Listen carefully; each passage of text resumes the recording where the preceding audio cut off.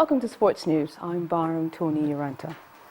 Belgian Pro League side Racing Genk have announced the acquisition of Flying Eagles defender Wilfred Ndidi from North Boys of Lagos. The Nigeria Youth International has committed his future to the three-time champions of the Belgian League for the next 2.5 years, with the club retaining the option of extending his stay for more than 2 seasons.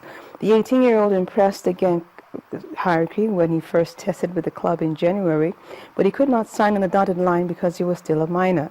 After passing his medical 3 days ago, the club have offered him a contract with effect from this month, and he will wear the number 25 jersey.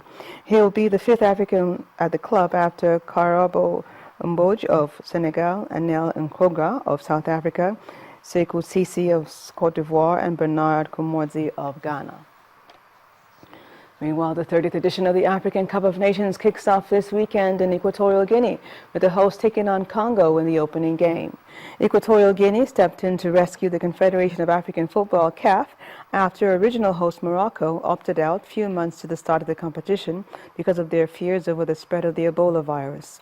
CAF has assured watchers that strict Ebola tests will be carried on all players, officials, and fans arriving the Central African nation for the tournament. All groups will be played in Bata, the country's biggest city, Malabo, the country's capital, Mkobo, and Mbembe. Reigning champions Nigeria did not qualify, meaning they sit out the tournament, along with 7 times winners Egypt, the most successful nation in the competition's history. And elsewhere, former France winger David Ginola has announced he is entering the race to become president of the World Soccer's governing body, FIFA. Ginola declared his intention to stand at a news conference in London, backed by bookmakers Paddy Power and the Change FIFA organization. The former Newcastle United and Tottenham Hotspur striker will become the 3rd candidate to announce he is standing after fellow Frenchman Jérôme Champagne and Prince Ali bin Al Hussein of Jordan. However, his campaign will only become official if he can prove he has the support of 5 national associations before the January 29th, the 4-month deadline before the vote at the FIFA Congress in Zurich. And that's it on Sports News for tonight. I'm Barham Tony Uranta, and Ijoma will be back for the wrap.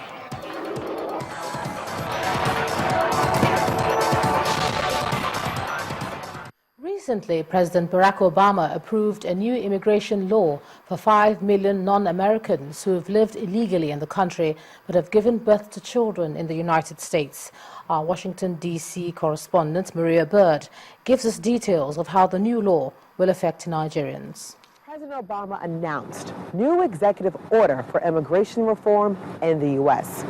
The president is taking executive action to fix what he can to help build a system that lives up to the heritage as a nation of laws and a nation of immigrants. After 6 years of often contentious back and forth with congressional Republicans over the issue of immigration, President Obama announced he has decided to go at it alone. We're joined today with Lola Adeli Osha, founding member of Act for Accountability.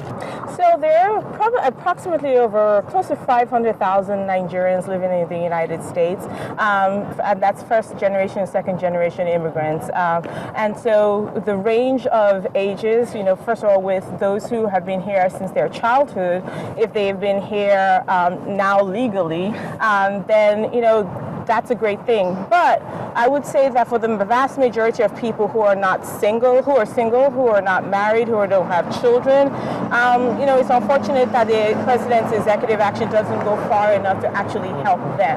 And I think that that's actually a larger population, taking it away from just Africans across the United States. That's at least 6.7 million people who will not get access to become more documented immigrants in the United States. And so while the president's executive actions do a lot to help people who have children, for those who are single, not married, don't have any children, it's going to be a little tougher. That was our Washington, D.C. correspondent, Maria Bird.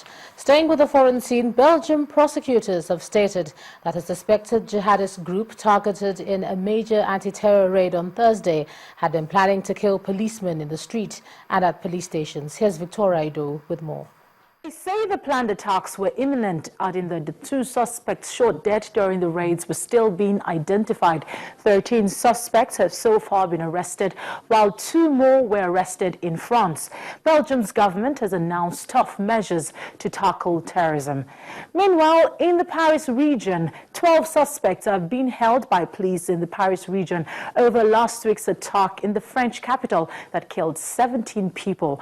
They have been questioned about the possible logistics support, such as provision of weapons or vehicles to the gunmen. While some have commended the publication of Prophet Muhammad in a French satiric magazine, Charlie Hebdo, the people of Pakistan have gathered in large number to protest the depiction of the Prophet. Police have clashed with the crowds, deploying water cannons to disperse the demonstrators near the French consulate. And that's all on the foreign scene. It's Thanks, Victoria. And on entertainment news tonight, acclaimed Nollywood filmmaker Lancelot Imasuen shares tough lessons learned from making the big-budget movie Invasion 1897. And here's Mayowa Ogundele with the details.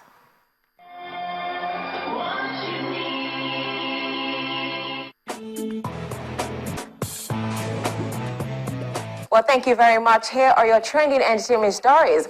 Multiple award-winning filmmaker and director Lancelot Imasuen has revealed that his recent multi-million naira film Invasion 1897 has taught him to stay away from making big-budget movies in Nigeria. The filmmaker, whose new movie gulped over 100 million naira, told Entertainment News that he will never embark on another big-budget movie. I wouldn't do it again. I am saying this clearly, I'll be saying everywhere. I wouldn't do that. I'm probably not going to put more than 10, 15 million naira into a film anymore because the challenges of marketing, because we do not have a third party coming to some kind of partnership.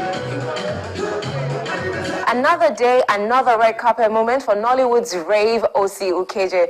This time, the newly wedded African Movies Viewers' Choice Award winner is ushering to the big screens the movie Gone Too Far, where he played a co-lead role alongside British-Nigerian actor Malachi Kirby.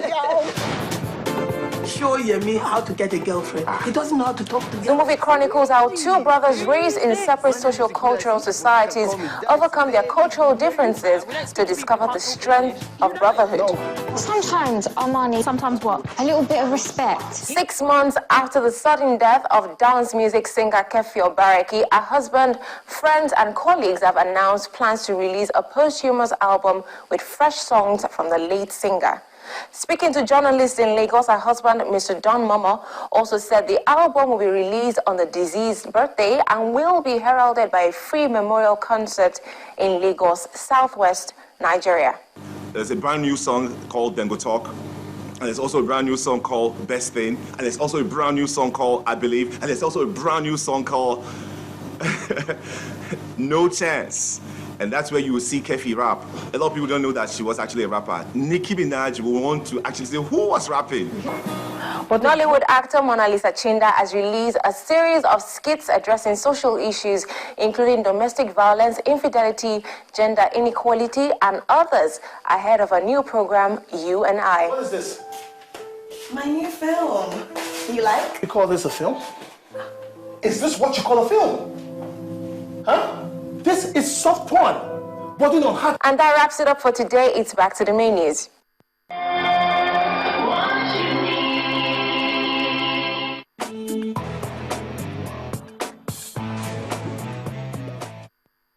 Thanks a lot, Mayowa. And the main news again.